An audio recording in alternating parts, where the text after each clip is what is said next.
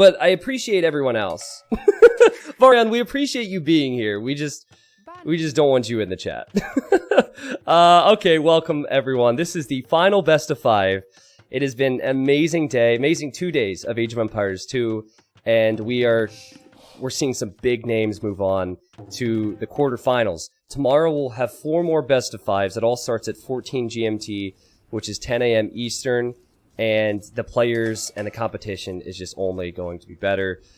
The bar has been raised many, many times. Charles Martel has gone for Aztecs. Since Aztecs was available, I think this is the first time we'll see Aztecs today on Arabia. And you know what I'm going to do, actually? This might be a mistake. Will the scoreboard change? Cool. These are actually the colors that they chose. So I have now Emperor in a Barrel, who's gone Chinese, in the blue, and we have in the red Charles Martel. Can we appreciate the map for Emperor in a Barrel for a second? You're off to a good start. Woo, for your, boy! I like your it. Guess. Oh, man. Yeah, I love it. I think Emperor in a Barrel is going to win the tournament. I can just tell by the way he's building that lumber camp with 1 villager. Exactly. Well, it's like what we do with low elo legends, right? Like you look at the lumber camp and then you make your decision like 30 seconds into the game, and it's usually right. So, I mean, I can't fault the... Yeah, it's not rigged, okay? So everyone can calm down about that. Now, the one thing about the Chinese start everyone needs to know is it has to be clean. If you can get a clean start, if you can maintain that villager lead, since you start with more villagers, that's huge. But you start with no food, so 6 villagers but no food means you need to keep that town center producing. And you'll see right here, he drops off food, he's keeping the villagers producing. That's important.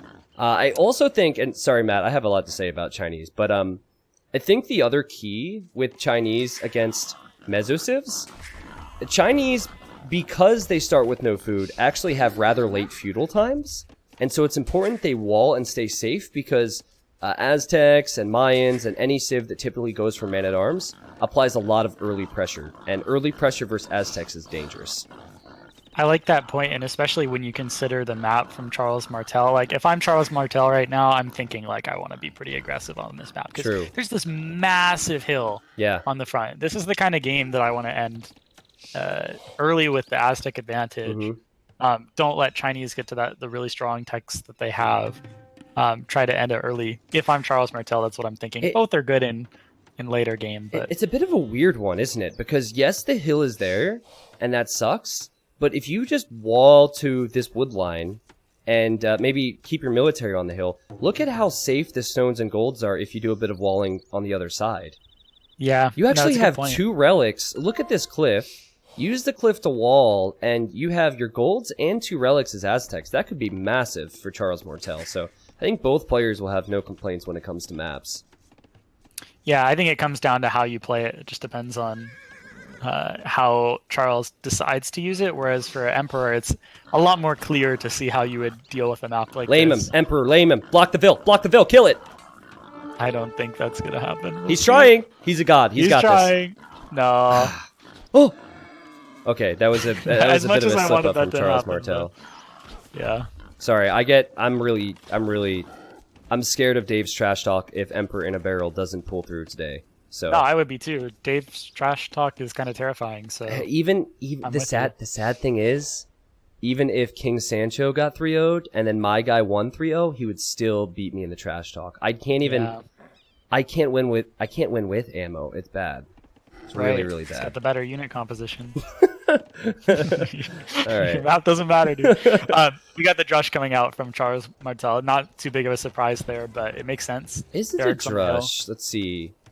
I'd be really surprised if it's a drush. Oh, he sent... Oh, yeah, you're right. He's going to go for militia, and I think he will wall towards the wood line and try and go fast castle. Fascinating. I thought we'd see some pressure. Emperor in a Barrel, it's got to be scouts. The meta is completely scouts with Chinese, and also 1 or 2 villagers floating on walls. Yeah, so when I say floating on walls, that means villagers that are not collecting resources and that are essentially not contributing to the economy. You do this with Chinese, and then all the Chinese bonuses start to kick in. Nice. Right. It's interesting because, and it kind of goes back to what we were saying about villagers that are working versus total villager count. And you know, if you have Vils walling early, you're actually idling for a little bit, but you're going to protect so much more eco with it that the theory is you make up for that walling time, the idle time that you put now this is fascinating. So this is all Emperor in a Barrel adapting. That's just how good he that's how good he is. Sorry, I'll stop with the biased commentary here, but he scouted the barracks. If you look at his Fog of War, he scouted the barracks, so he knew that the Drush was coming, and that's why he sent an additional villager to the front to wall. And he's also gone to gold, which tells me he wants to, instead of opening with scouts, open with some archers, which I'm not sure on that, right? But it will certainly help more than scouts outside of walls. Yeah, so now if you're Charles Martel, like, you're scared. You see walls, you know you're versus Chinese. It's up to Charles Martel to make some big decisions here as to how he deals with this, because the worst enemy for a Drush in this case is hitting walls like this. Yeah. When you know your opponent has a strong civ. I think it's especially bad. If you make 3 militia, it's fine. This is standard for Aztecs because they start with extra gold.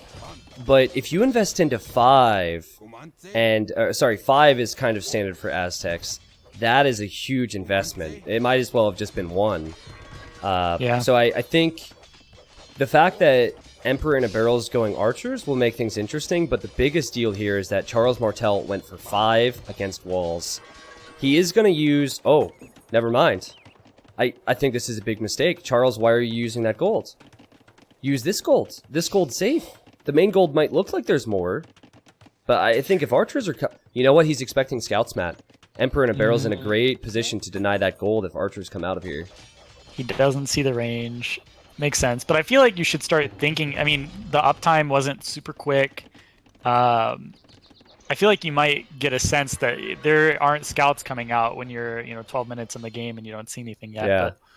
Look at Emperor. 3 villagers. He's walking around, so Charles Martel is completely blind to the strategy. And I think he wants to... Just look at his scouting. What? Okay, sorry, I must have misclicked. He wants to tower that gold. Oh, man. Wait, hold on, Matt. Okay, I'm holding. I think I'm having some bugs. Right here. I think it's the stat popped up at the same time as I pressed a button. So I can't tell... Oh no, he somehow scouted that mining camp. I guess he was right up against the palisade wall a second ago. This is sick. This is sick from Emperor. Yeah. I like it a lot. And I mean, now the archers are coming out. All of these military units are basically useless right now. Yeah. Well, I was going to say the immediate reaction for Charles when he sees the archers is build a tower on his gold. He thinks he might have a little bit of time. But Emperor's already here with Vils, and Charles doesn't know about it. This is so good from Emperor. Yeah, see, there's the tower, but the tower's going up for Emperor. Right. If you see this, you would rush that up a little faster. Yeah. And it's, even if you do, I mean, what can you do in this situation? You do have the back goal to fall back to, but losing this part of your map is super bad. And it is that hill that we talked about at the beginning where it just provides such a great launching point for anything that Emperor wants to do as far as aggression. Yep. And and the archers will just go into the tower. Oh man. See, I think he expected scouts because there's no reason to take this gold instead of this gold if you're expecting archers.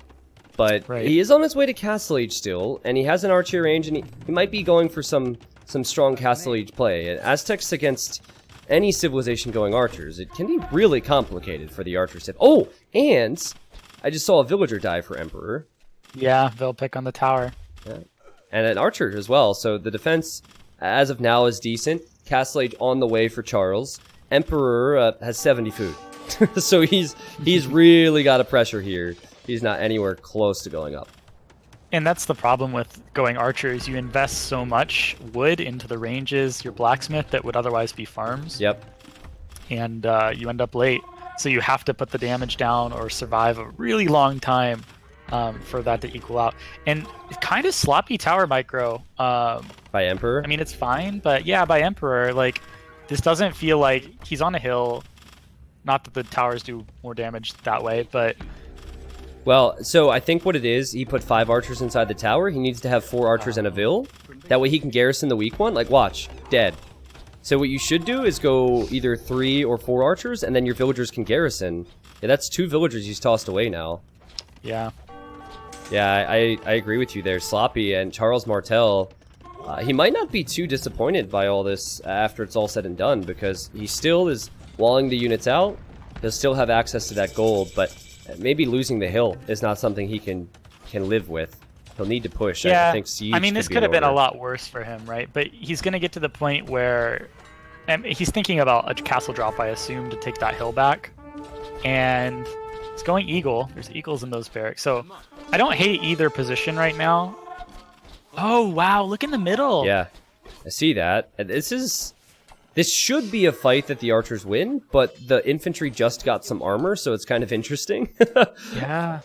I mean, definitely value that he wasn't expecting to get, I think. Yeah. When he started hitting those walls. It's a good scenario for the militia, at least. Well, now you arrive in Castle Age, and what do you do? I think with the way Charles has played this, he's going to go with a few eagles and skirms, and then try and get a second town center up ASAP. And we still haven't seen Emperor in a Barrel click up to the next stage. He's trying his best to micro. There's a lot of units out here that will counter archers, but only if you get good upgrades.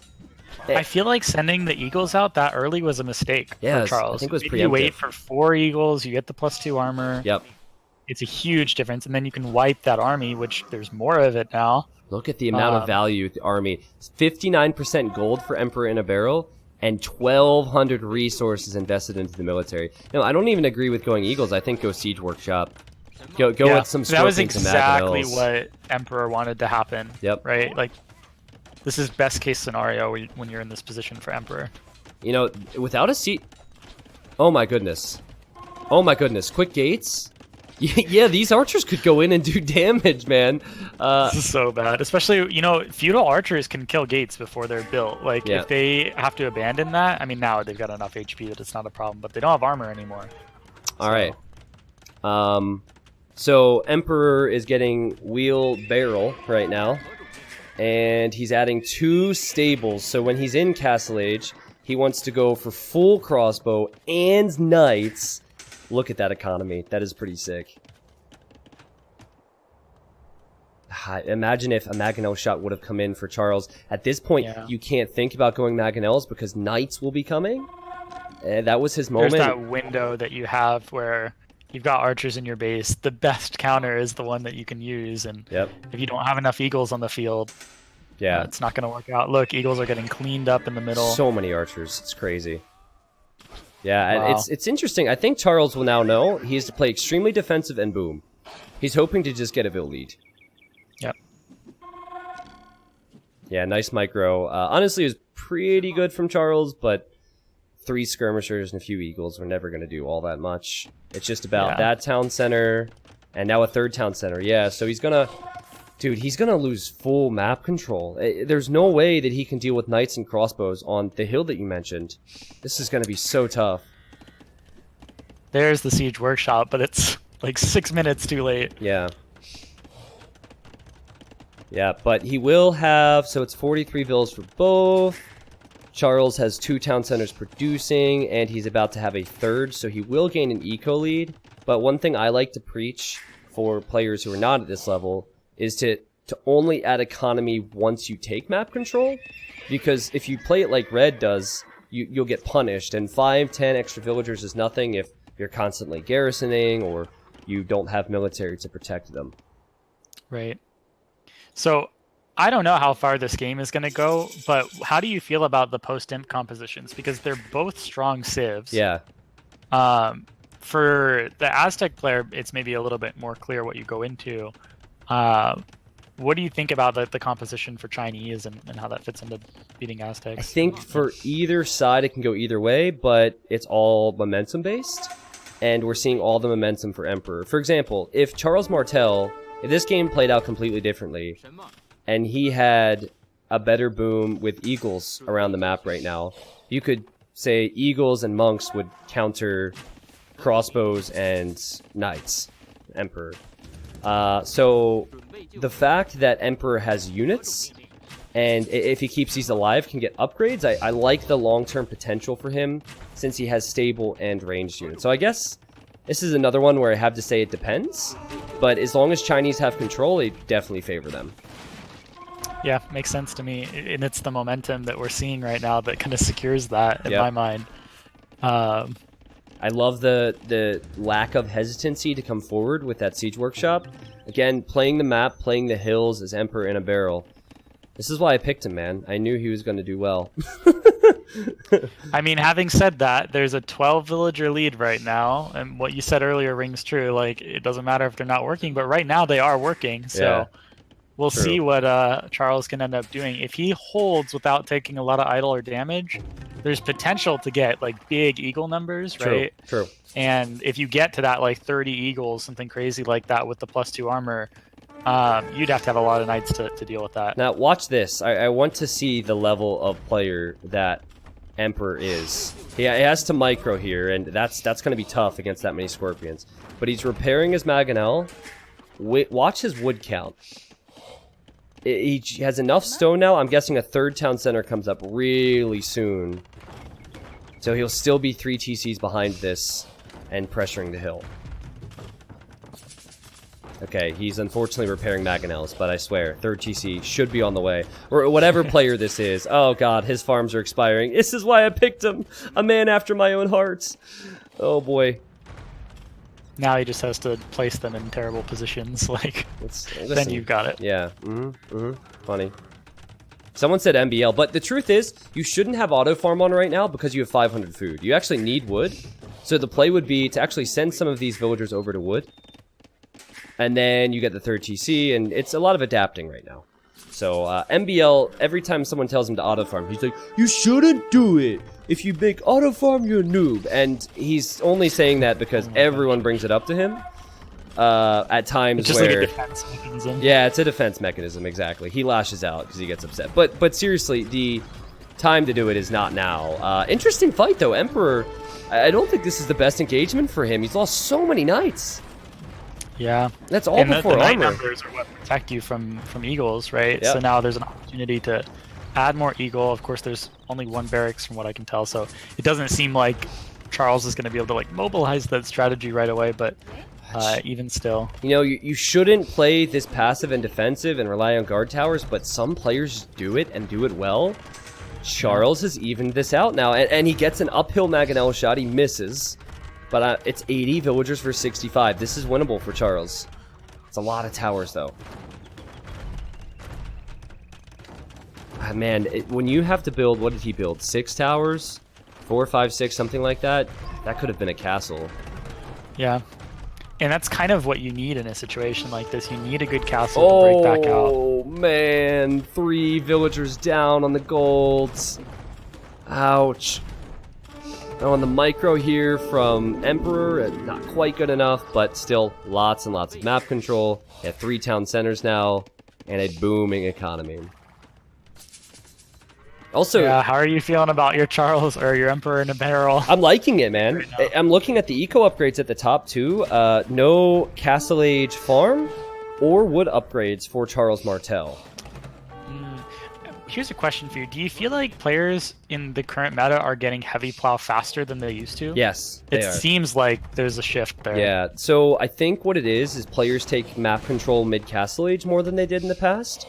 And that means they extend their Castle Age just a bit further with aggression. And heavy plow wasn't chosen before because players would save that food for imp.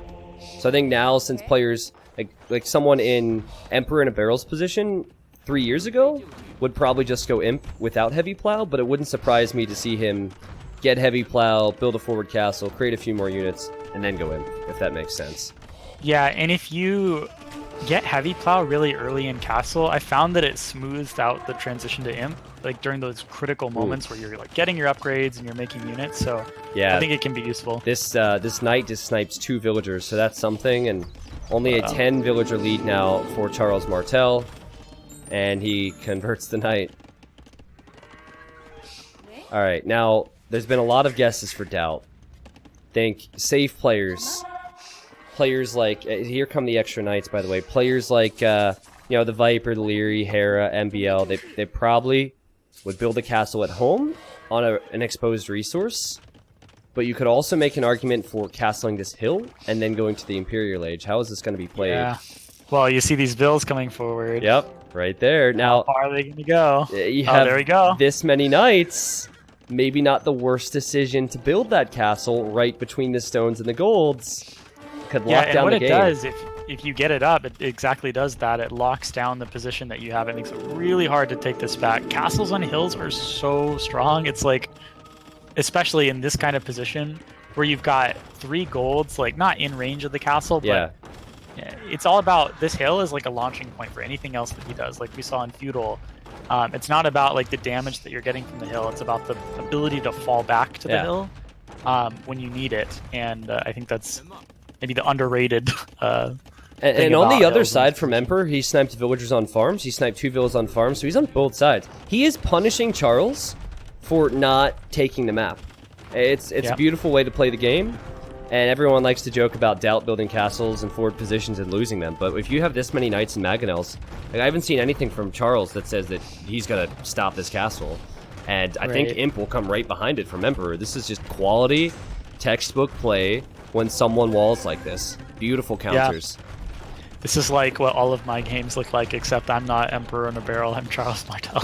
Just booming in a corner, like everything's fine, and then it's not fine. I thought you were going to use this opportunity to make yourself look good, but just like me, just make yourself look bad. Lower those expectations, man. Exactly. If the expectations are low, I mean, it's actually it's actually not the best game plan. I remember Hera said to me once, we were on voice call, and he's like, I think the way Hera said it was, he said, "Oh my god," and all the crossbows just died. Holy cow. But Hera said, "T90, why do your viewers think you're literal ass?" That's what he said. He's like, you're top 100, and they all think you're giant noob. I was like, listen, I don't know, that's self-depreciating humor, man. They take it too far. That's how Hera said it. No, actually, like, T90 is a great player. I'll send you the $1,000 we talked about later, okay? Just remember, 3 times this game. Right, I'll send you the wire instructions. Yeah, three times this game, otherwise you don't get the money. Yeah. Okay. But we gotta make it sound natural. So not right now. Oh yeah, cool. All right, so Charles Martel is on the way to the Imperial Age, Matt. Well, that's what the eco gets you, but what do you do when you get there, right? I said self-depreciating humor. I didn't realize. I mean, that also works. Like, you're depreciating yourself. Yeah, that's true. I don't know. That's true. I think... What is Red going to do? I don't know what he's doing. He doesn't even... he doesn't have crazy upgrades. I think... Does he buy a castle? Look at this gold. Well, it looks like Eagles. I mean, he's getting armor. He's just now getting the +2 armor. Yeah. He's just now researching Eagle Warrior. He's going to try to... And here's what you have to do. You have to come up with an insane number of Eagles, take one big fight, get this whole hill back, and then you're in a position where you're like on even turf again. Yeah, but if it's a whole bunch of Eagles against a castle and Cavalier, it's tough. Yeah, well, he's got the monks coming out, and the Aztec monks are super great, but is it enough? Probably not. What's crazy about Emperor's position is that even if he loses the first fight, he still is completely untouched at home.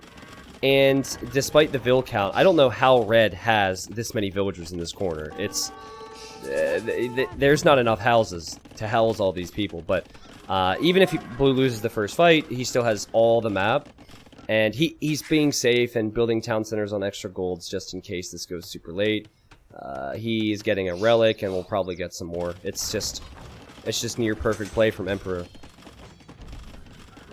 I am surprised at no heavy plow, though. I've been looking for that. I still didn't research that. This would be the moment for it. What I was going to say is, like, if you take this hill back, the game is on even footing. Right? Yeah, that's true. You haven't won. Like, that's all you need to do. Like, that hill doesn't win you the game. It just gets you back in the game, if that makes sense. So, like, on one hand, it would be great if you could do that. Yeah.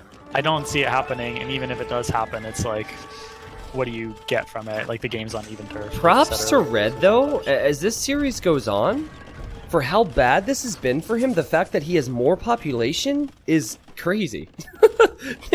Like, there's so much population in one little corner of the map, And Matt, okay, one thing that you can do in Red's position to distract from the front, because I don't think he can fight this right now, is send a few Eagles to raid Blue's base. And then if Blue has to deal with that, he then sends reinforcements to deal with it. And then he doesn't have military in the hill, and then Red makes his push for the hill. That's kind of how you'd have to go about this. Yeah, and you can keep, I mean, he's researching pikemen. He's got pikemen out now. You can keep the pikemen at home, send the Eagles forward. Yep.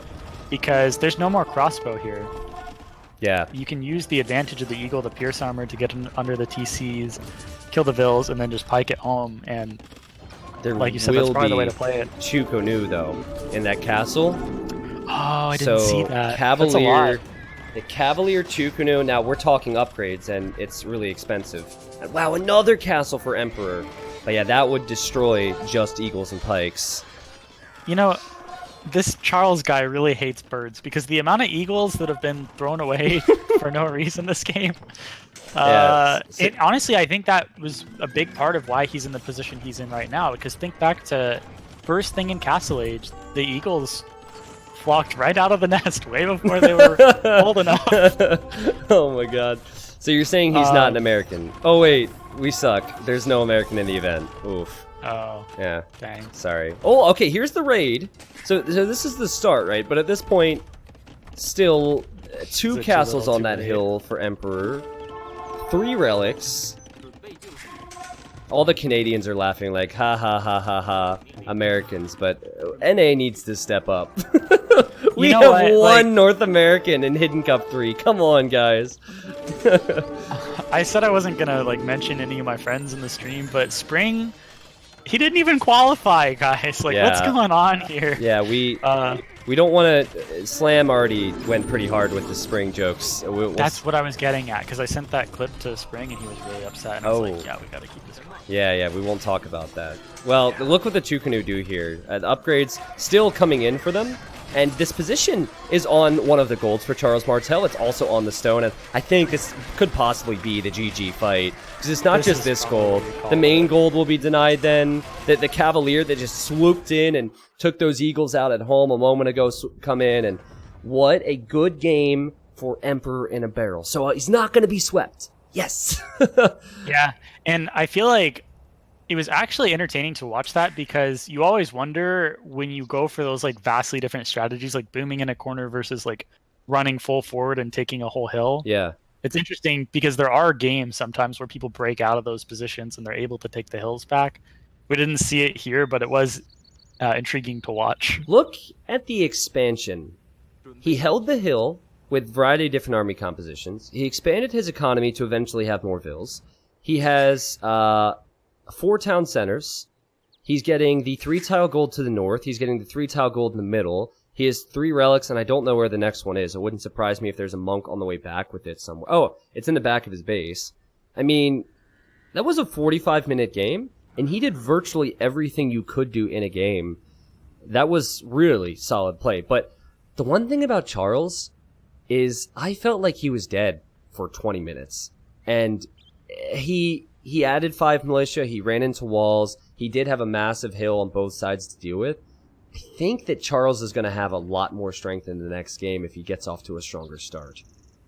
I agree, and I do think it was just that one fight that really cost him. Because think about it, if you're going for a boom strategy and you lose all the military that you make at the beginning, the Eagles that he made in feudal before the upgrades, if you keep the Eagles alive, it completely changes your potential to boom. Yeah. Right? Because you can do it with the map, and booming with the map is so strong.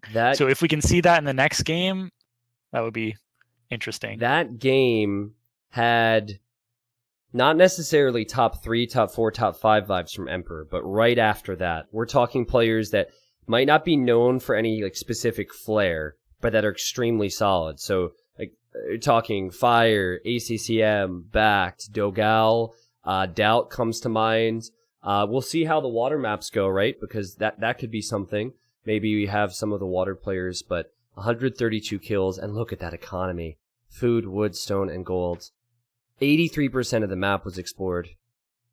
He didn't even use auto-scouting, and he got 83%. Can you believe that?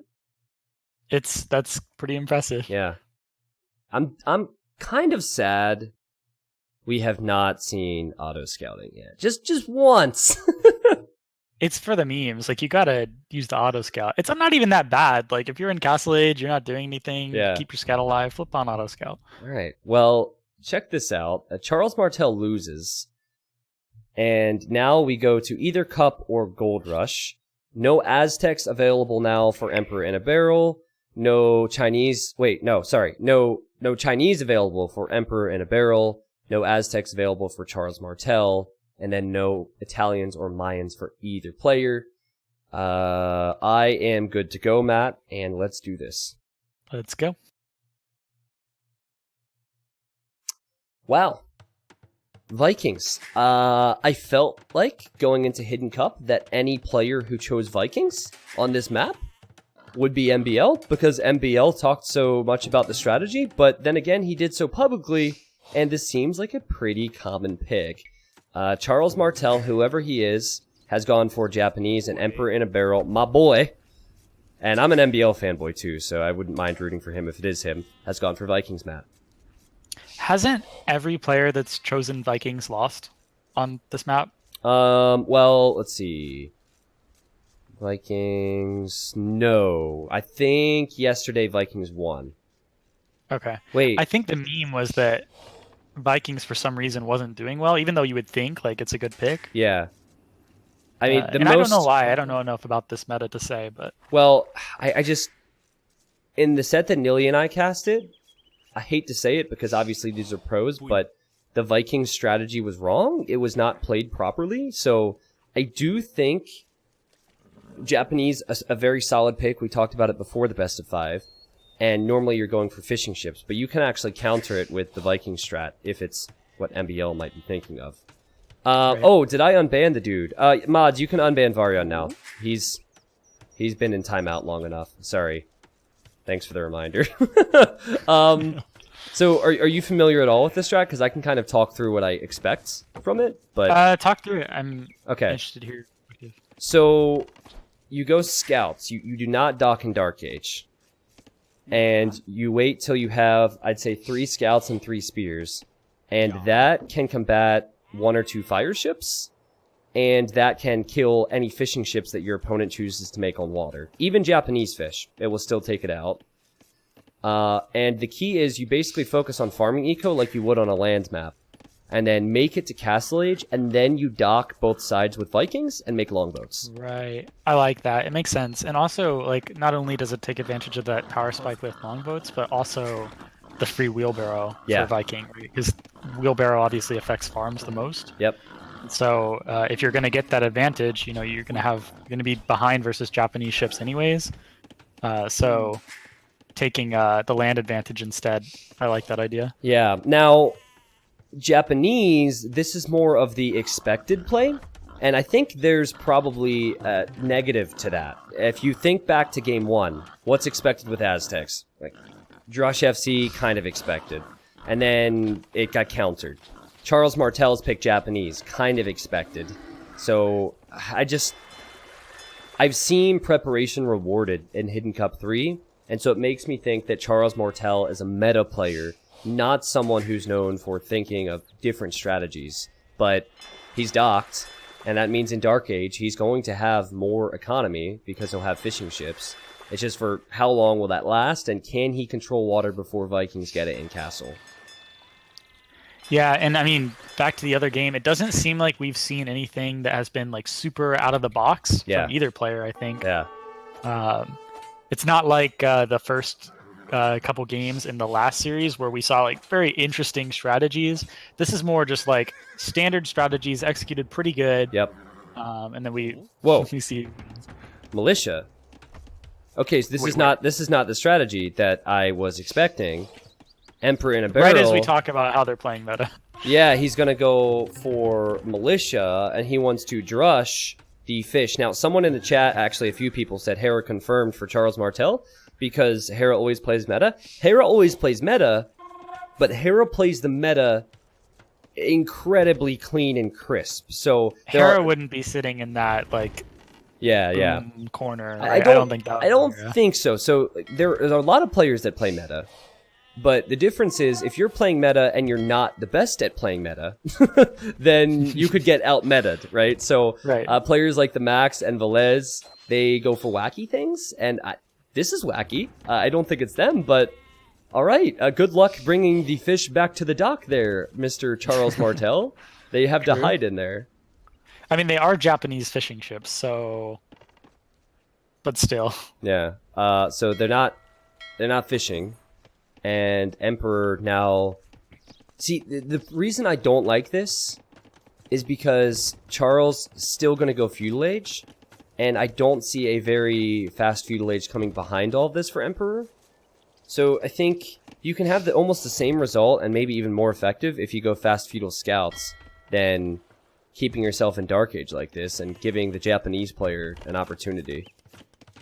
Can I just say how funny it is to watch the militia like spaz out in the middle? It's like someone like they want to swim, but nobody taught them how. It's like it's like a dog trying to get the frisbee, but they have a shot collar on. They can't go. No, that's so bad. I'm sorry, that's evil. My dog is right here. He heard that. That's the first thing I thought of. Just to be clear, I don't have a dog. I don't have a dog. I am petless. And I would How do you not even come up with that without a dog? I'm a sick man. I don't have a dog. I don't have a cat. And there's no collars on animals that I even interact with. All right, we're fine. Okay. Dude, that you can't tell me that it wouldn't look somewhat like that. Put a shot collar on that duck that runs around outside. I mean, I've considered it. He gets out of hand sometimes, but nope, I have not. Okay, so Charles is gonna make a fire galley. Yep. That's your fault for asking me. And now it was. Charles is making an archer range as well. So he's making militia, but they're not upgraded. And he's going to make a few archers and only 2 fishing ships. So I guess while Emperor hasn't taken out the fish, he's at least rendered them useless for a while. And this is actually quite a good fight for Emperor as well. That's a huge fight considering he's in Dark Age. Holy cow. Yeah. And now the fishing ship? Oh, it's Japanese, so it's going to take a while. Japanese is going to stay up. Yeah, okay. So people are telling me that Vikings have not won except for the Vikings mirror match. Interesting. Okay, so what are these walls for Emperor? What? Who would do this? What is this? That is some big commitment to walling. Why do you do this versus Japanese? Like, what are you worried about right now? Oh, man. Someone says MBL confirms. Poor MBL, he gets guessed every single set. I don't know. There's no way MBL would not go for his strategy. He didn't finish it. Look, oh, does he know? There's a hole on the left side. You're kidding. Can you imagine doing this and then there's a hole? Well, the funny thing is, when this normally happens, is that Charles Martel is going to assume it's fully walled and he won't even check. Yeah, you're right. Like, I would assume if I'm Charles that there's no holes there. And you know what? Because the TC isn't walled in front, even if he tries to path in, it's going to go through the TC. That's true, so yeah. It's not like you have a way to check anyways without walking all the way over there. It depends. It depends, though. I feel like if he... It depends how far he goes here, because he's currently checking to see if Emperor has docked. And now if he clicks beyond, his units might move. Yeah. Okay. What time are you at, by the way? I'm at 13:40. 42, so I'll pause for just a second. Yeah, okay. I pressed a button, sorry. Oh, no worries. Yeah, Emperor's like, whatever, I don't care. I'm going for some skirmishers. who cares? And there's a massive hole in the wall. It wouldn't make much of a difference because it's just 2 archers and a spear, but something to think about. I'm really curious how this game plays out now. Will Charles Martel dock the other side and try and fish there as well? And you can I've also always control? wondered about timing on the other side. Like, I have never played this map. Yeah. And so I don't know when to go over there. Yeah, I think you, whatever you're gonna do, you have to commit. So you can't commit to going farm economy and then dock. That doesn't make much sense. So you either have to dock that nice and early, or you have to just commit to farms. Yeah, and actually thinking back to the last series, like before I was co-casting this morning, there was a Viking game on this map, and the Viking player did dock, but they also made a lot of eco at home to the extent that they couldn't create enough longboats to deal with just fire ships. Okay. And so it kind of backs up what you're saying. Like, if you want to go as the Viking player, you got to go, and you need to make 7 longboats, take that water, and use that advantage versus trying to go for both. So we'll see. And Red's actually doing what I think is a mistake now. He has only 11 on food, which you can see in game now. And I think instead of putting 150 wood into the dock, you build 3 farms and maybe add that dock later. I'm not seeing the food count for him, and that's despite having more economy on our screens.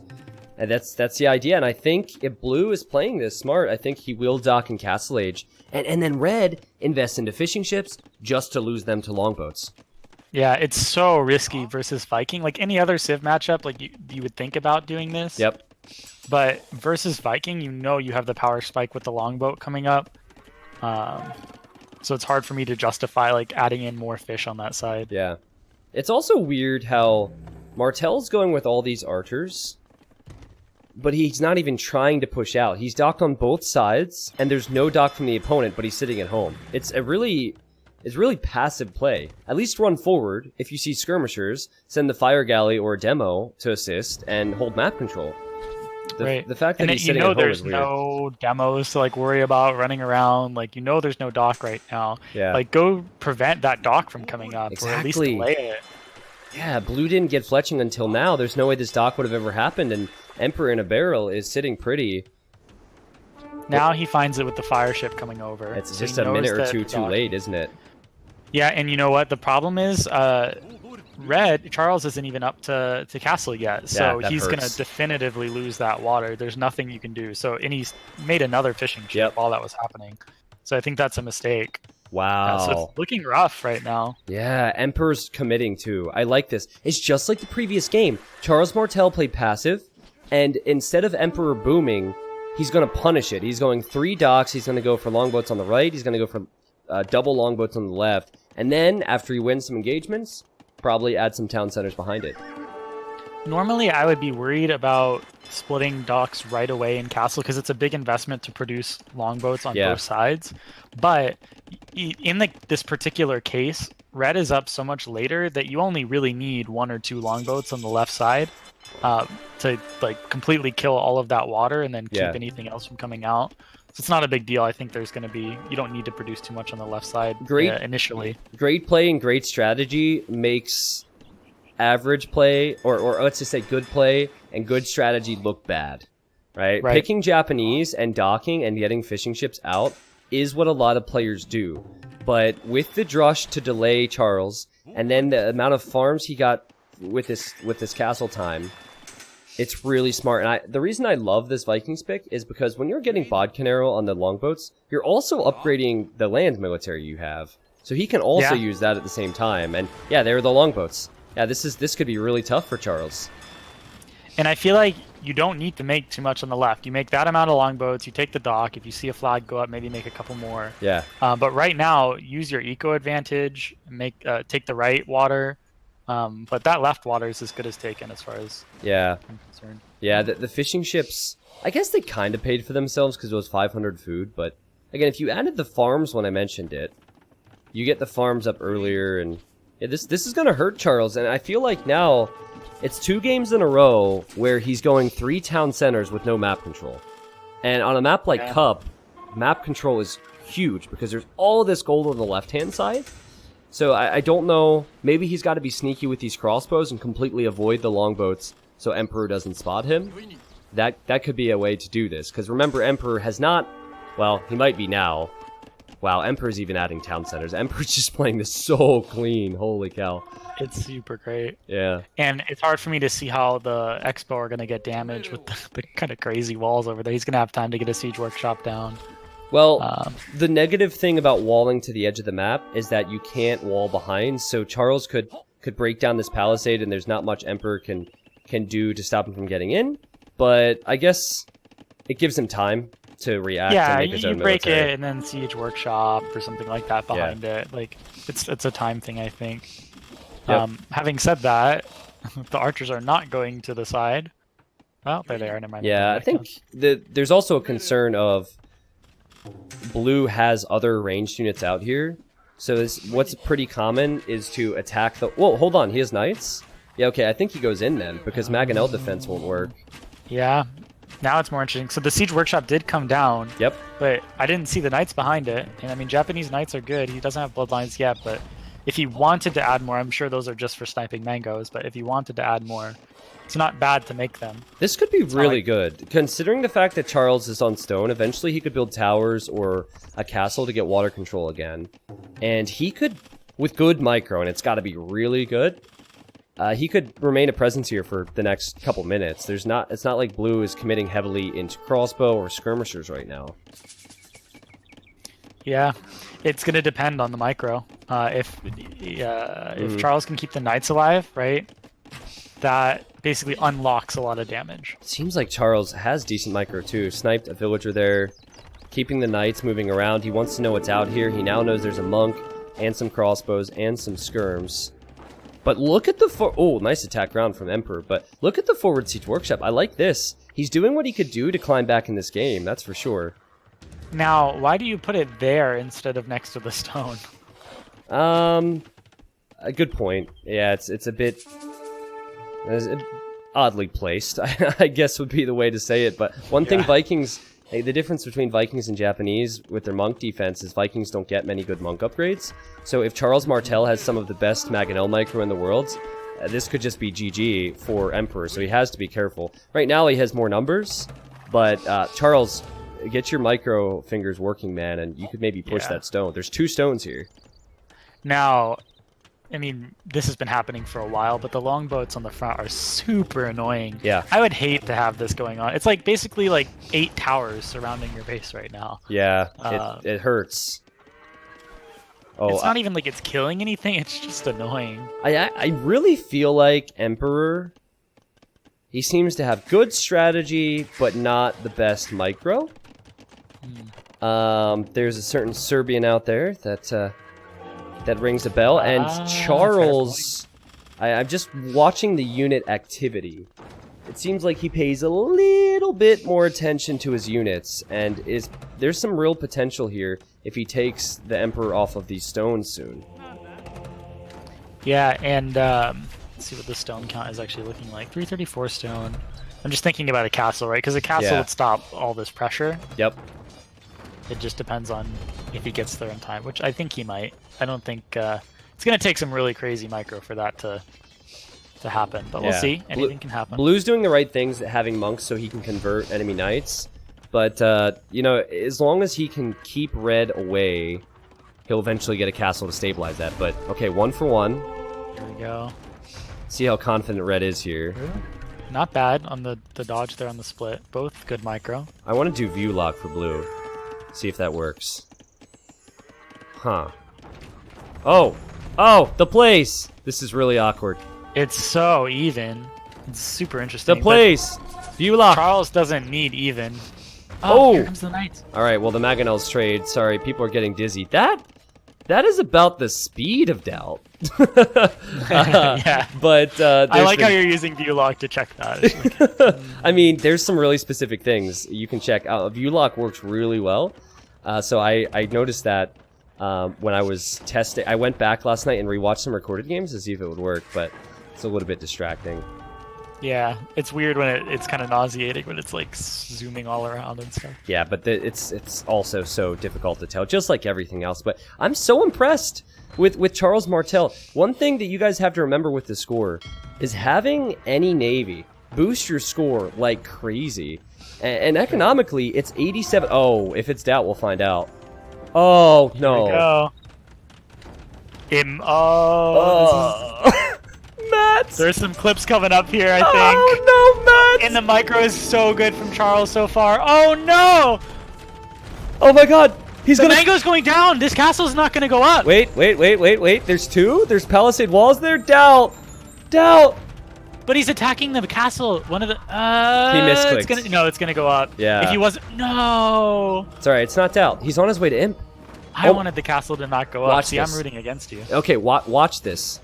We are gonna see Red come forward, or I think what he should do is come forward and build a castle right here, and then Trebor it. Yeah, Trebor with the faster Imperial Age Japanese with their fantastic Trebs and his slightly faster Imp could be devastating to the Emperor. Yeah. And it's not like as Vikings, well, I mean, I guess you could make a couple Berserkers, but if you're going Arbalest, which is what he's like kind of already teched into, it's what he probably like, that's where the momentum is going right now. Arbalest aren't going to do a whole lot versus all this Japanese siege. Yeah. This is fascinating how that longbow just came over. Emperor, the game sense of these players is incredible because he wanted to see if there was a castle going up here because he knew he was on his way to Imp and he knew where he'd be vulnerable. So he spotted that. But here's the other thing. Town center now going up in the center or the gold area, that is probably more important to Emperor long term. Yeah. I was just going to say it's so smart to go out there right now, right? Yeah. Because you know that Charles has a single like pressure point that he wants to push. He's on lower eco. Yeah. Well, actually, he's got more vills right now, but just the eco momentum seems like it's in Emperor's favor. And so Charles is going to be pushing from one location. This is where you take the map control if you're an Emperor in a barrel's position. And it's still going to be really difficult to get the longboats out of here because I don't see how you redock. So I wouldn't even think about that now if you're Charles. You only do that if things go really well for you. And you just commit to going Trebs. And I expect a lot of repairs for Emperor. Also, wouldn't surprise me if Masonry comes in, but I forget if Vikings get it. I think they do. University in the back. I think the first thing he gets is Masonry for more HP on his castles, because this is important. Yeah, I think they do get it. I'm not sure, don't quote me, but I feel like I've gotten it before. I think there's only 3 civs that don't get it. I just don't remember. It's pretty specific. I just look. I know to look. And if there's no Masonry... Like I've done, some Defend the Wonder or some stuff, and I went Vikings for some reason, but and then I got Masonry, but I don't know. Alright. Well, lots of blue on the map. Only so much can be used, but for the first time in a while, Emperor in a Barrel has a bit of an attack coming on lands. Now, towers, great decision for Japanese. I think that's probably what Charles Martel will do, is just play tower defense there as he tries to focus his main push. Trebs, crossbows, and Mangonels for now. Pops are looking really even. More vills, but less military for Charles. Yeah, but the towers are military, man. Oh, true. No, you got a good point. Yeah, towers are military. Especially with the Osama. Yeah. And 2 Trebs right now for Charles. It's about to be 3. And Emperor is in that weird spot where you have to go Treb the opponent's Trebs, which is never good. Charles just needs to make sure that he repairs. Oh, but there's actually Arbs on the right side too. I do like how Emperor is all over the place with military. Yeah. I would just go Skirm, though, from Charles. Skirm defense, and then focus primarily on the Trebor. If you take out this castle, then there's a lot of good things going for you. And it's going to be really hard to deal with. Like, this castle's going down. Yeah. The question is, how do you follow it up, though, right? Like, you've got some archers behind it. I feel like it's going to be really hard to put down the kind of damage. Oh, and I don't know if you see this, but Emperor is researching Siege Ram right now. Ooh, that's actually a good way to push this. Really hard to, like, for Charles to, like, deal with. Oh, the Treb! So, I thought the Treb was going to get another Mangonel. Alright, how's your micro, Emperor? Using skirms against... Hasn't been great so far. Yeah. In this particular engagement. I mean, it depends how many rams he has, Matt. He has... Yeah, 5 or 6 siege rams with skirms could actually push this, and not only push back the Mangonels and the crossbows, but just push the castle. Yeah, this is a situation where I feel like you need to start adding either like Onager or Knight if you're in Charles' position, and he should know about it. Obviously, you know, the ideal world, you should know about it earlier. Yeah, I think the problem, his food eco just took a big hit because he has so many villagers that can't farm because of the towers. So his food economy is probably the worst part of his economy right now. And he does need to back up despite taking out that castle. But maybe now he'll know, And so this will probably call him to build farms and expand. But that castle might not stay up. That is extremely dangerous. Siege rams are hugely expensive, and they're incredibly strong here. What? I see the chat making fun of my onager pronunciation, onager. Which I just realized is pronounced onager. So no, that's how Spring. That's how Spring says it. I think Spring influenced you. I hang out with him way too much. Yeah, he says onager, and it doesn't. It makes about as much sense as his play on Arabia now. No, I'm kidding. I'm kidding. I'm kidding. Yes. No, you're saying the right things. No, that was mean. I take that back. Spring is a nice guy. Well, Samurai would be a good option. Murder holes. Murder holes. We've seen that a lot more, I think, recently. Like, there's so many weird situations where murder holes has been useful. Whoa, it's 2020 and pros are using Khmer and researching murder holes. Oh man, well, it's a tech that a lot of low elo legends get. It is not gonna save Red from losing this castle. The Emperor in a Barrel has done such a good job at continuing to spam the rams, spam arbs with the skirmishers, and while I love Samurai, they're so weak without upgrades, and now you can't make them anymore because the castle's down. And there's Arb behind it. Like, the Samurai aren't going to do a whole lot unless you have a lot of them. Yeah. And, like, Skirm or something behind it. Wow. I feel like the counter is Onager in this situation. It's what? Onager for Charles would do a lot versus everything that Emperor is making, but he can't afford it. Sorry, I was being sarcastic. You didn't pick up on that. Well, 2 relics for Emperor. He's a very clean player, right? Oh no, I said Onager again. Yeah, you did. That's why I said that. Don't worry about it. It's right. We're not here to. We're not laughing at you. We're laughing with you. All right. Okay. But appreciate that. It's at least going to be 3 relics for Emperor. And he has the golds in the center. He has castles. He has rams. He has longboats. I don't see Emperor losing this. No, it's really hard to come back from a position like this where you haven't had water the whole game. Look at the 4 power move siege workshops coming up at the same time on the left. That's just I want to get this game over with. Let's go next. I hope he goes for some siege. I hope he goes for some onagers. That's a thing now. I saw that one. Oh man, I mean, I can appreciate the attempt, right? Because that was it right there. He was behind because he didn't have water control. So he went for the Treb push, but Emperor went for the perfect move. I think Berserks would have died. I think just Skirms and Arps would have died. Even Onagers could have possibly failed. Oh my god. But Siege Rams... Sorry, I'm just so used to saying it that way. But Siege Rams was the play.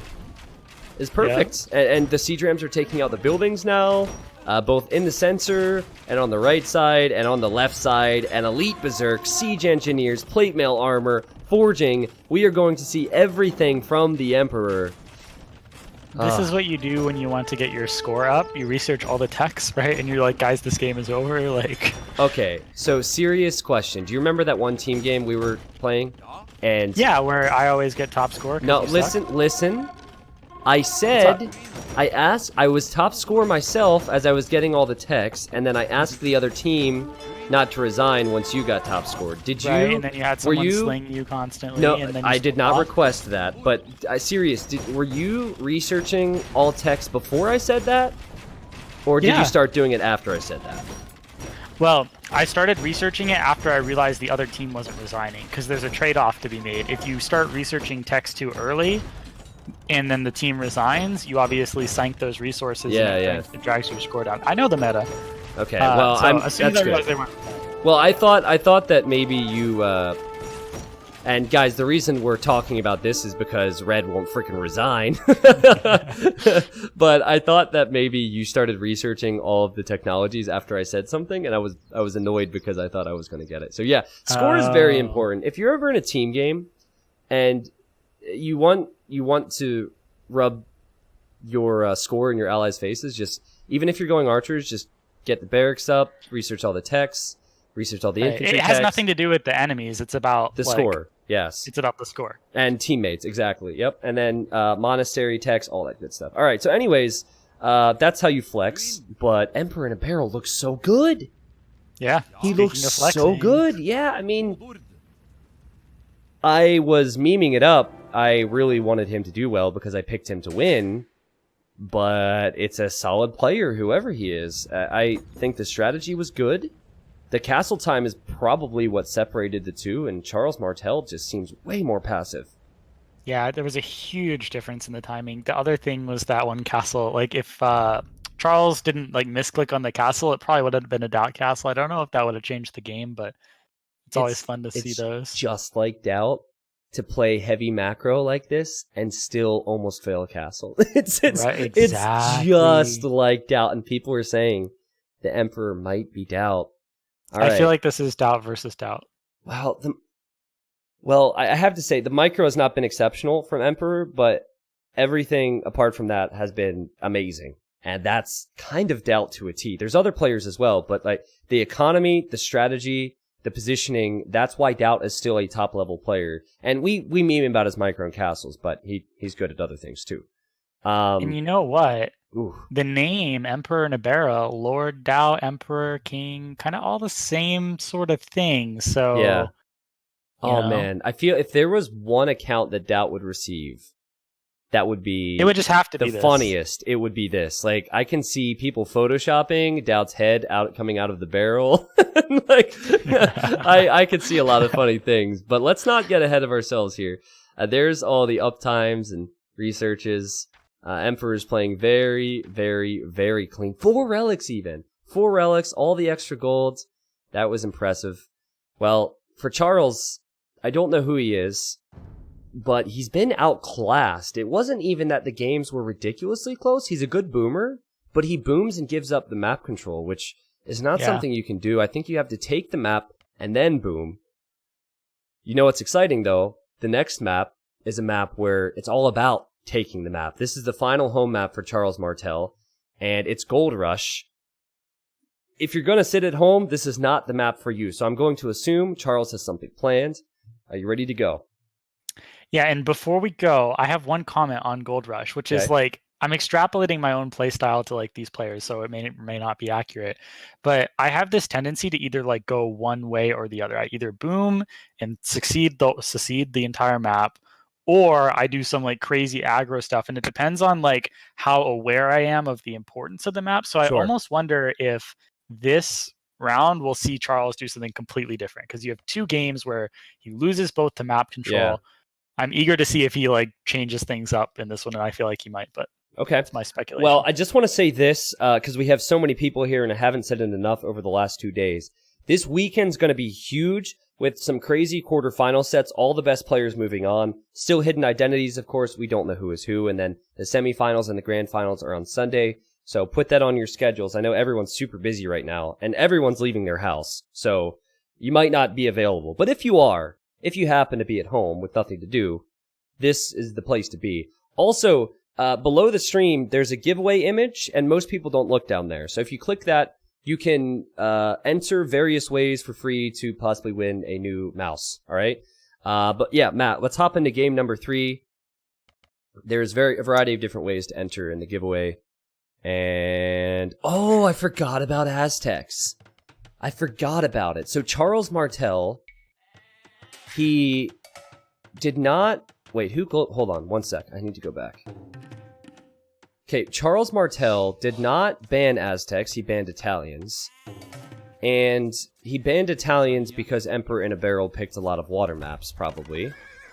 He then lost with Aztecs, which is one of the best civilizations on land maps, and one of the best on Gold Rush. And Emperor in a Barrel said, well, thank you very much for not banning it. Thank you very much for losing with it. Now I've got them. Interesting. All right, so Aztecs are strong for a lot of reasons, but the big thing about them is the Eagle monks. Their monks get more HP for every technology they research. You're looking at Slavs, which is a civ which would probably go maybe infantry, maybe knights, maybe siege, and all of that can just be converted. Slavs, though, they have the faster farming, and I could see maybe Charles Martel going for light cav. Wow, that deer's trolling him. And heavy light cav against the monks could be a real strong play. Yeah, I agree. The Aztec monks, especially on a map like this, can be really hard to deal with. Yep.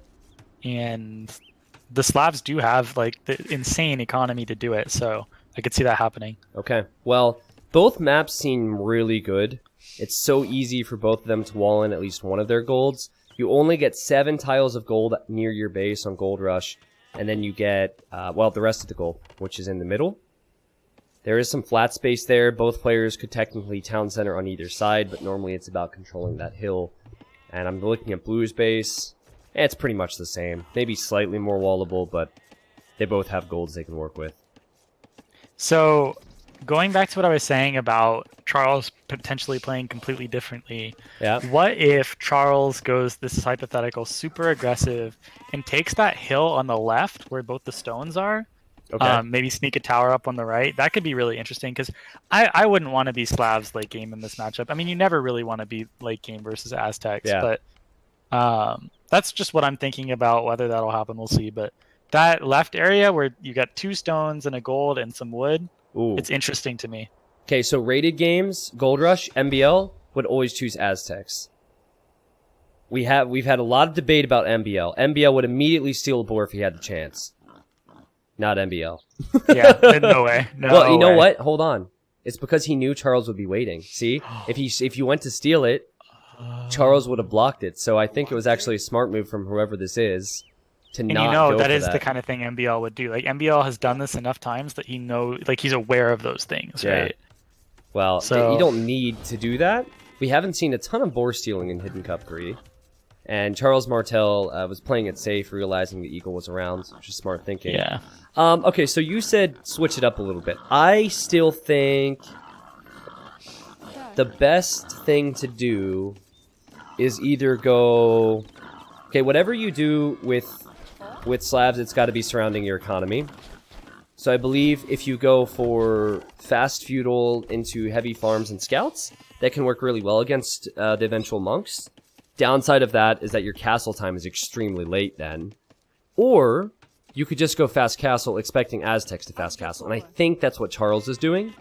That said, Charles is adding a barrack. Emperor is adding a barracks. And Charles has not seen it. Oh, man. He didn't see it. Look at the 1 tile. He ran right by it. It's not even like... Wow. It's like a diagonal tile, too. It's not like he ran 1 tile horizontally too far away. It's like... unfortunate. Crazy. Yeah, he also doesn't know where the base is either. So as he's looking, oh god, what's happening? When the stat popped up, I pressed a hotkey for my casting program to okay, so I'm getting back into the game. We'll have to speed through, but I'll show the viewers the speed through. It's not like there's too much that they'll be surprised by. Hey, what a day, man. I'm not gonna lie, I'm pretty exhausted. It's been a lot. We're looking at I can't even do math, 8 hours now, so it's been a long one. But what time are you at again? I've been here for 4 hours, 3 hours, and I feel exhausted already, so I'm at 7:53. Okay, cool. Thank you for your patience, everyone. I just won't do the Fog of War hotkey for now, and we can talk about it after the fact. Thank God that didn't happen an hour. What if that happened near the end of the previous game? Oh my god. That would have been a disaster. Alright. Well, scores up, and last I checked, it was Drush coming forward for Emperor in a barrel, so he's going to buy himself time and probably go fast castle. Charles, I wasn't really sure on. I don't know if he's going for feudal age play, or if he's going FC. I think he added a farm, which tells me it might be fast castle.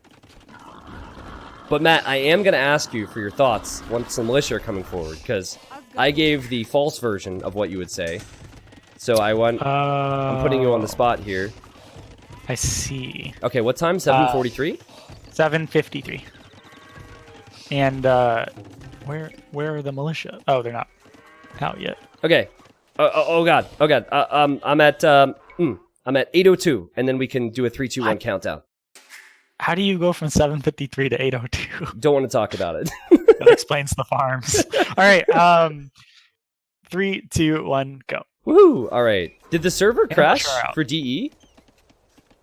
The server? So people were saying the server's down. Maybe it was a DE thing.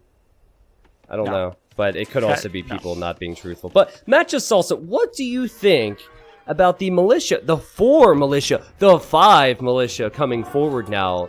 for Emperor in a Barrel? Well, we saw this at the beginning. Was it this series? Yeah, it was this series. We saw this at the beginning, but the other way around, right? Mm-hmm. Where 5 militia went forward. They were hitting walls versus Chinese. The walls are going to be up for Charles again, or I guess in this case as well. Yeah. But if he doesn't see it, they could get through the little, but not the TC. Yeah, the TC's there.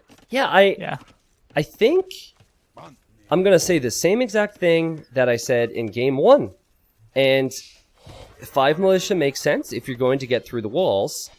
Charles Martel has gone crazy with the walls. I think Charles will be very happy to see this, but what's crazy about Aztecs, you don't need to mine the gold to create those extra militia, and you're ensuring that you're not being pressured at all. You're forcing some repairs or some additional walls, and Aztec farmers are pretty quick themselves, and it's all about fast castles. So is it the end of the world? Not necessarily, but Emperor in a Barrel didn't really need this many. Yeah, it's the kind of thing where, you make 3, and you can get up a little faster, and it does the exact same thing. Yeah. Okay, so just before people freak out, I believe I just went off front page 2 minutes ago. Now, the last time this happened, I made a joke right before Twitch took me off front page, and then we lost 7,000 viewers. And everyone that was thinks so funny. Everyone thinks that it was because I made the joke. No. It is not because I made the joke, okay? When I make jokes, the viewers spike up by 7,000. I also am skeptical about that. I agree with your first point. Yeah, okay. I might have lost a few because of the joke, but I swear, it's because anyone who's on Twitch front page automatically counts as a viewer at that time. That's going to be funny, though. Like all 200 of Dave's moms left, and that was it. Dude, it was... I actually... Until I found out that it was at the exact time I went off front page, I really thought that I had offended that many people. No, I could tell. Like, you were like, no, I didn't mean to be sexist. Like, that's not sexist. And I was like, of course it's not sexist. But like, yeah. Can you imagine 7,000 people leaving? Woo, man. That would have to be one heck of a joke. And I feel like if you make a controversial joke, this is a tip, by the way, more people come to listen to the controversy. What? Yeah, maybe. I think it's cute how Charles Martel didn't find his sheep. He didn't collect his sheep, but he stole 2 sheep from Emperor in a Barrel. It's like the grass is greener on the other side, and the sheep is meatier on the other side. That's the game plan, I guess. Oh wait, never mind. We do like meaty sheep. Yeah, sheep are good, man. I've eaten a few sheep in my day. So there's kind of like nothing happening right now. Exactly. Yeah, fast castle. Militia are hitting walls. People are FCing. There's a stable coming up from the Slav player. Yeah. Kidding. I'm kidding. Also to the one person who used the better TTV emote, which is T90 sheep, that was not a sheep. That was supposed to be a horse. Oh, wait, no. It was supposed to be a sheep and everyone called it a horse. Oh, no. Damn it. I did an Age of Empires 2 pumpkin carving stream back when the stream was a lot smaller. And I made a sheep and everyone called it a horse. Yeah. Well... Fascinating. So composition-wise, I think Charles Martel should go scouts. Yeah, he's on his way to Castle Age. I think he's got to go light cav, because he's got too many on gold to be going light cav. I pulled some off actually to farm. Yeah, but I'm thinking light cav and then maybe a few knights. But it's really tough against Aztecs, because Aztecs are extremely good if they go for eagles and monks. Not to mention there's a few relics out there. Aztecs get 33% more gold per relic. I'm just curious, because we've seen Emperor in a Barrel play better in both games, but he's later to Castle Age. And Slavs are a really good gold rush civ. So if Emperor in a Barrel ends up winning this, I think this makes me go from making jokes about my pick being really good to actually thinking that Emperor in a Barrel could really do damage come this quarterfinal tomorrow. Yeah, he's been playing really well. I don't know if it's the same level as the last series that we just watched. True. With William the Conqueror. Yep. But I can see it. It's always hard to tell, like, if you don't have the perspective of another, like, really high-level player, it's always hard to tell exactly what you're looking at, right? So for all we know, he could be Emperor could be super great, but you only really know once you get them up with like a William the Conqueror, because my instinct is that William would do really well in that. But are you saying that I do not give you the perspective of a high-level player? Yeah. All right, you donated a lot. That's fine. I knew it. It's fine. Otherwise, you'd be out of here. This is interesting. Why fight when you have scouts? Why fight with the single knight?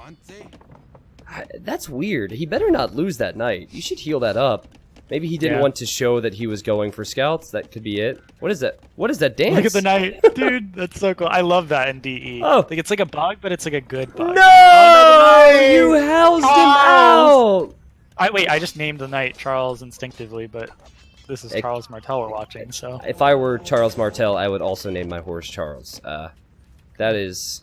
Well, no. Charlie. Oh, it's true. Yeah, it's true. Like a Charlie horse? Sound. Oh my god, we're gonna lose 7,000 viewers. That was... Oh, say goodbye to 7,000 people. I'm so sorry, everyone. You should be ashamed of yourself. That... The tomatoes are gonna be thrown with the boo emote. I'm kidding. They're actually jealous. Especially like you don't even have any children. Imagine the fathers right now. They're like, "What?" Yeah. I wish I could get on his level. Yeah. I hope my future children appreciate my jokes. That's the one thing I care about. I'll fail as a father if they don't. Okay. Well, again, back to the game. We've had a lot of out-of-game distractions. The light cav show up to take out the monk, and boom! Nice job from Charles.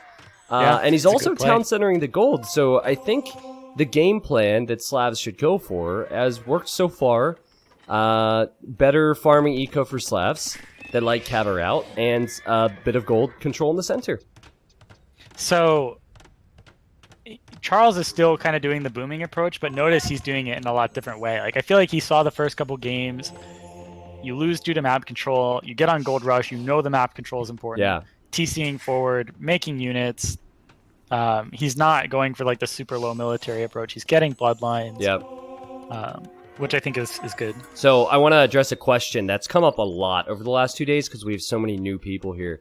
In Age of Empires 2, it's very unique. There are in-game taunts. You could compare it to like how Rocket League has quick chat and you can say, nice shot, and what a save. Only this was created 20 years ago. And so like, 1 is yes, 2 is no, 3 is food please, and 11 is really, honestly, if you think about it, weird guy laughing.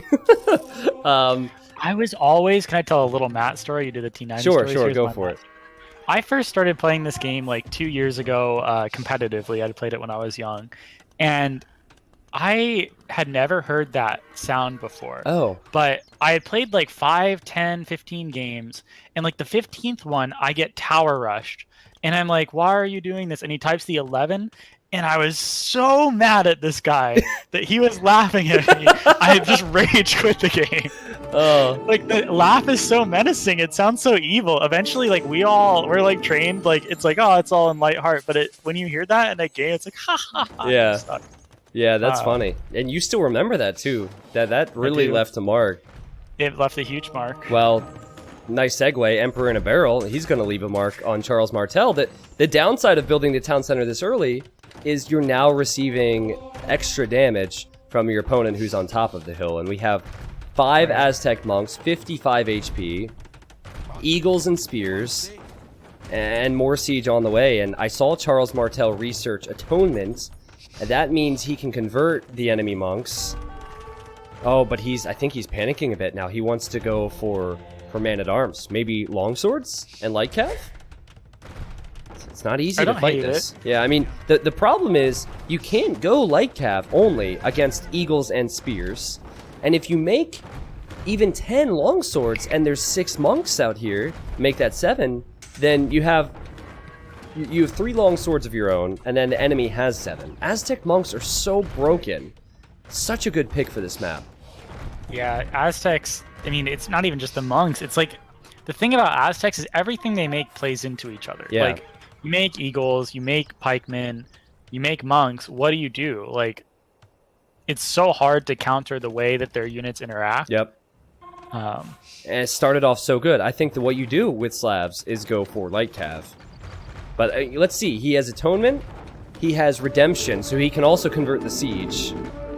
And convert the monks! Convert the monks! He get one? This is the engagement. He can now convert the next. He can convert a siege unit or something? One Mangonel? This is so hard to cast, man. I hate casting Monk Wars. Yeah, it shifts so much. It's like MBL's whole Voodoo thing. Maybe. Yeah. Imagine if one of these people is MBL. Well, Emperor in a Barrel just got Atonement. Now with Aztecs, you get 5 more HP on the monks. So now it's 60 HP against monks that have 45 HP, and that will continue to grow the more techs that come in. So it's really difficult to kill them, especially when they're protected by the spearmen.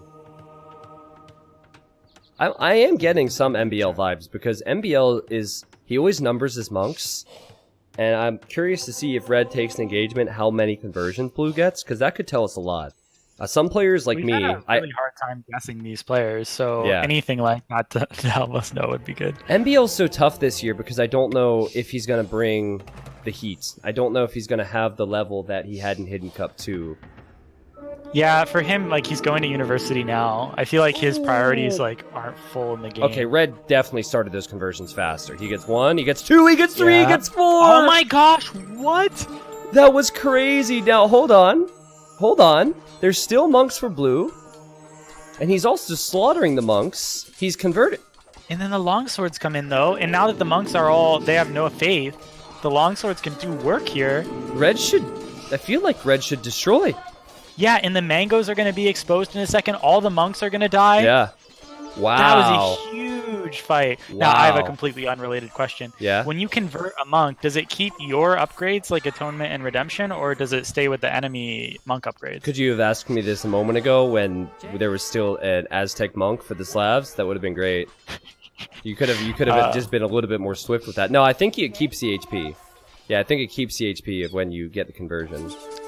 It keeps the HP. Does it keep the, like, upgrades, though? Like, can a converted monk, like... No. Does it keep redemption? No. Okay. So, I mean, they both have redemption now, but... Actually, how much faith? Faith there, faith there, faith there. That could be 3 Mangonels for Charles. Or it could... 2. Oh my gosh, this is so crazy. And he deleted one of them. Yeah, well, Emperor deleted his because he didn't want to give it to Charles. He had enough of that game. Oh. Wow. In the castles coming up, this is crazy. Yeah, now... This is the most interesting game of this series by far, in my opinion. Yeah, now, why? For me, the reasoning for that is because we have Emperor, who is, in my opinion, the better player behind, as a sign of a really good players to come back in this situation on Gold Rush. And I believe he's actually going to imp faster. Somehow, when he has just so little gold left, he might imp faster. And there he goes! He's on his way to the Imperial Age. He's been on 3 town centers. Having a trap out here is huge. Wow. Yeah, and so he's been on 3 TC, so the other thing about that is while he's imping, he's going to be able to produce fills. But if red tries to go up, red on 1 TC can't make villagers, right? Yeah. So this is... Even though blue Emperor might be behind in eco right now, actually they're ahead in eco.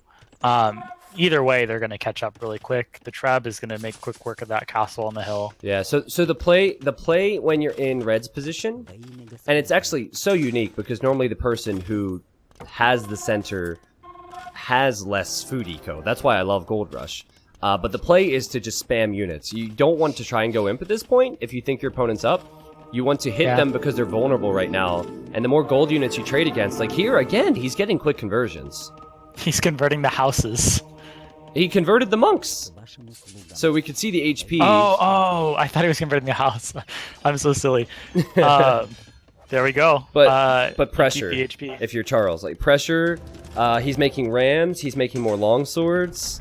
And if you're Emperor, you have a lot more economy. 82 villagers for 72, and you're imping, but... Oh, he's gonna make archers. I mean... I'm worried for Charles that the gold is going to be short-lived for him. I don't know what the gold gives him right now. Yeah. I'm really worried. You need just like a ton of light cab or something like that. Maybe you buy resources with the gold. Yeah.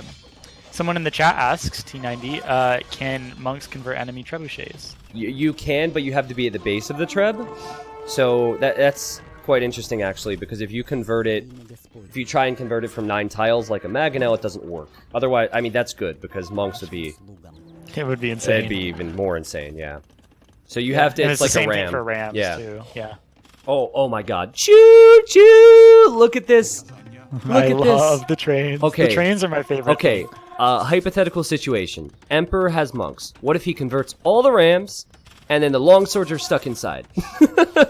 What happens then? I don't know. No, I've seen it before, and the units eject once the ram is converted. But for Red, this is the game and potentially the series. He needs to take this castle out before the Trebs come out. He has to deal with the Mangonel.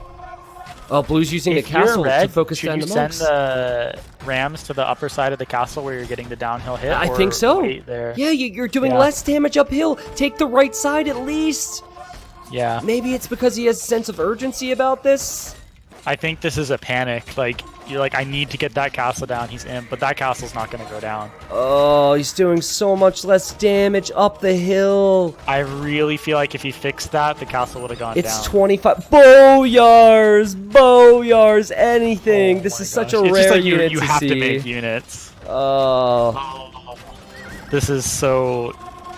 it hurts my heart. It hurts. He's so close, man. That's a lot of rams. That's a lot of rams.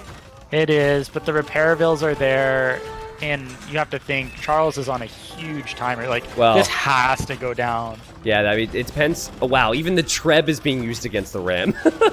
That's funny. That's crazy. Oh boy, there is a weird bug. Watch when the units eject out of the dead ram. Watch them. See how they? Oh, they like teleport around. Yeah, like that's a DE bug. Thanks, DE. Yeah, they're aware. But I think that could be it right there. Oh. Dang. Oh no, Charles. After some sick microplay, maybe, one could argue that Emperor didn't monk micro as well because he was focused on 3 town center economy. That's so easy for me to say as a caster and sound good. Well, it makes sense. I mean, even high APM players, there's a limit, right? Yeah. And you want to be investing in a way that's going to set you up for late game. Yep. And as Aztecs, like that's what I would be thinking about. Taking the middle is important. Whoa. But it's not important if you can do it back. Who's blind? Look at the castles for Emperor. He's been on. Charles is gold. Charles is gold. Wait, how long? A long time. Let's just say I was the one who dropped, and you sat there while we were on pause for a while. So that's on you. But no, he wasn't there while I was on pause. I know. Don't try that one. Okay. Well, this is his last attempt. Can he do it? That's a lot of rams again. It's a lot of rams. Still. But think about it. What does killing this castle give Charles?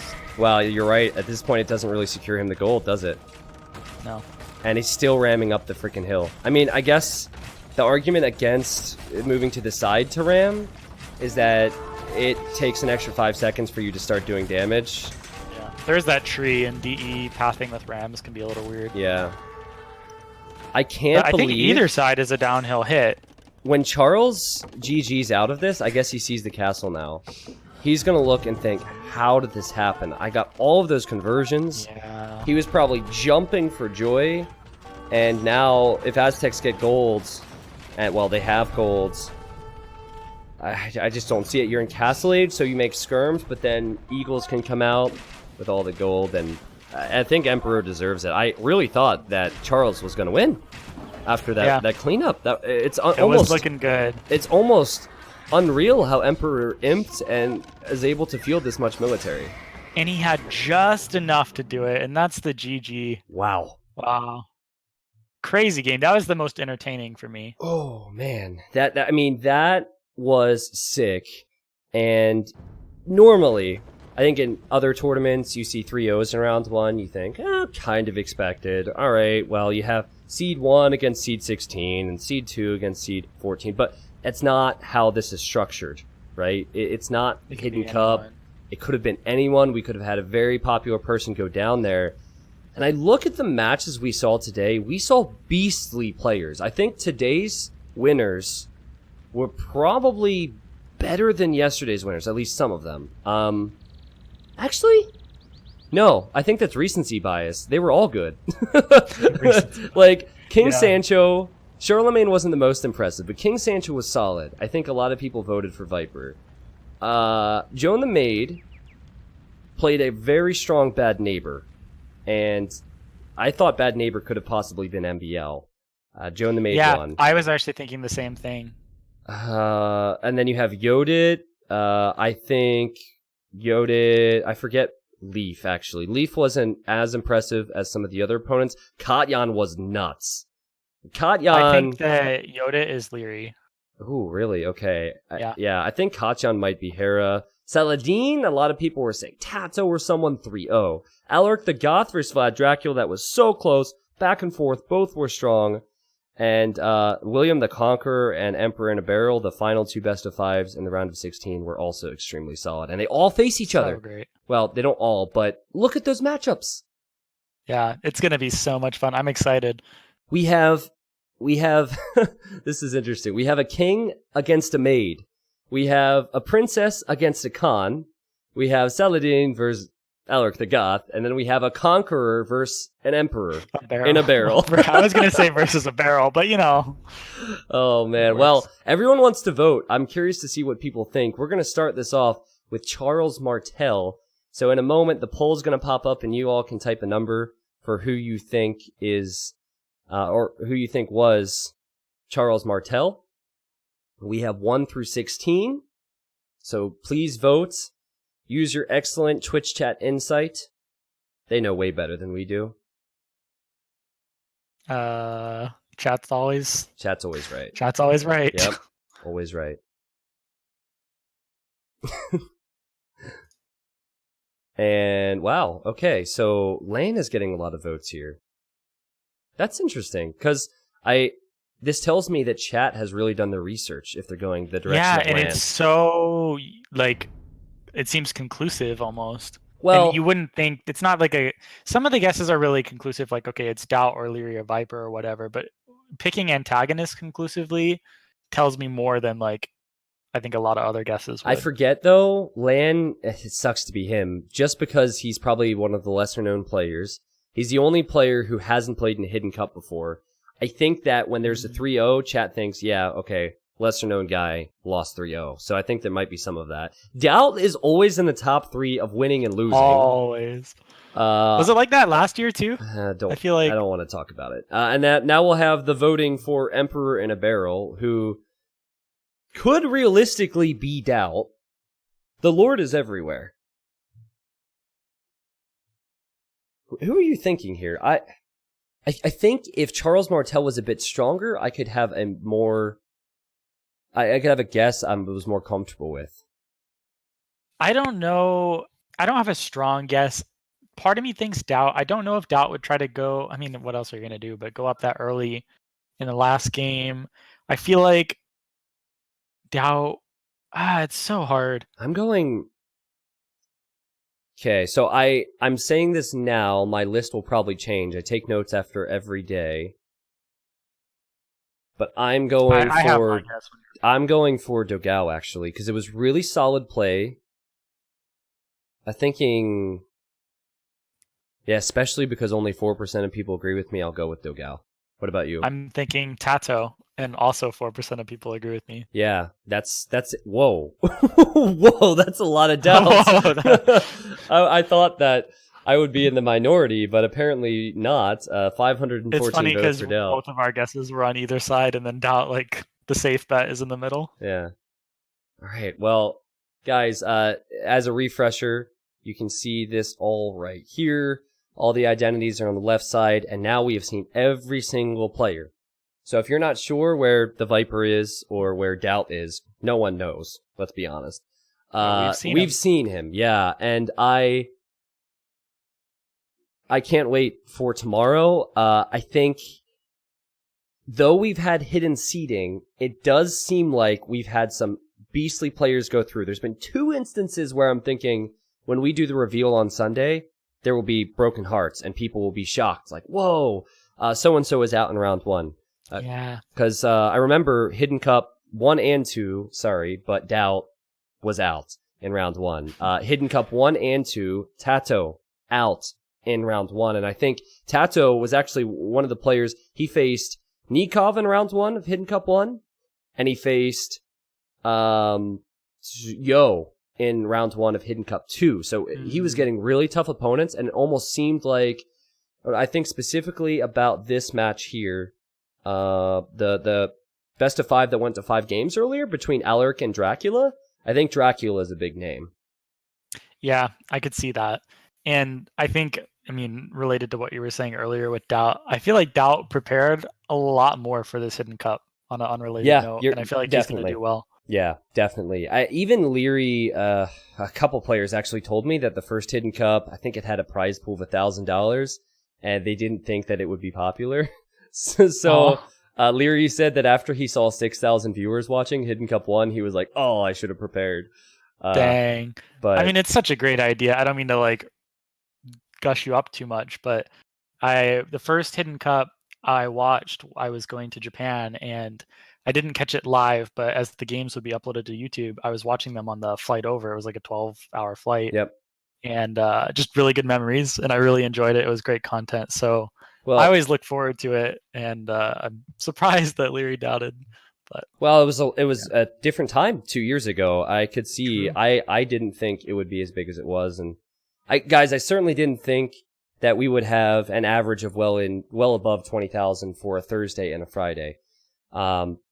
Matt, it was great having you. I know you were nervous when you hopped into the casting booth today, but there's been nothing but positivity. I knew that we would click well, and it was fun. And I guess I should also say, guys, Matt has also been one of the biggest supporters of the stream over the years, if not the biggest. So thank you for that as well. And you're going to be watching this weekend? Do you have any plans? Oh, yeah. Nah, no plans, just Hidden Cup. Okay, awesome. Well, thanks. Yeah. I don't know if you had anything else to say while you have a platform to, but feel free. It was great. Onager is the correct pronunciation. Onager. Okay. That's my final answer. All right, man. Well, thank you, and I'll see you in chat, I'm sure, over the weekend. Awesome. Have fun. Thanks so much. Yep, see ya.